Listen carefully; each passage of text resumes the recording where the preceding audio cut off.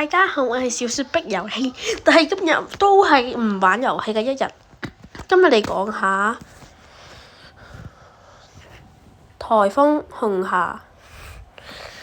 按照現時預測路徑，熱帶氣旋紅霞大致採取西北方向移動，吹向廣東東部沿岸。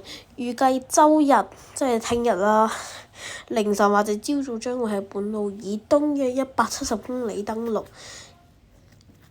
但係呢，預料紅霞登陸之後，本島週日凌晨至朝早轉吹西南風，由於冇地形屏障影響，且伴隨頻密大驟雨，風力會進一步增強。同時，由於未能排除紅霞進一步偏西更靠近珠江口的可能性，因此週日凌晨到朝早改發8號波嘅機率仍然維持較低到中等。風暴潮方面，大家都睇到啦，係較低嘅呢個藍色風暴潮。預計呢，本島今日呢夜晚呢個雷雨增多並伴隨強烈陣風，強對流天氣風險較高。週六有大驟雨及雷暴，需提防因強降雨而出現的水浸。呢個 SMG 就請大家留意佢嘅最新天氣信息，適時做好防風防水浸措施。係17點15分更新嘅。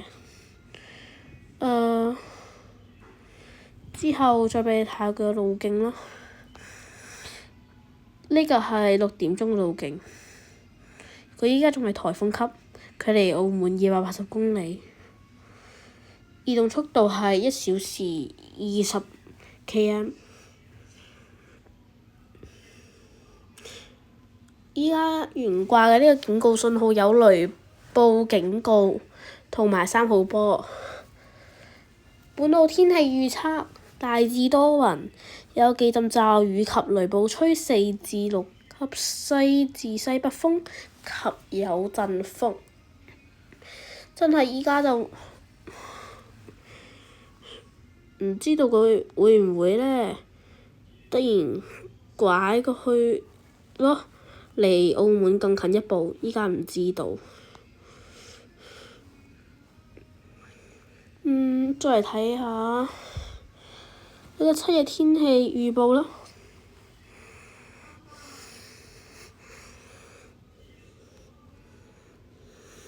呢個係依家溫度，呢個係風速。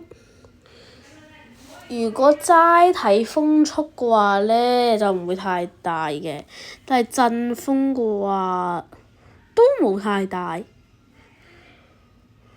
所以依家就呢個風速同埋呢個陣風嘅風速，都唔會太大咯。就你唔使擔心喺橋上面你被吹得好犀利，同埋暴雨警告已經取消咗啦，大家。咁就到呢度啦，拜拜。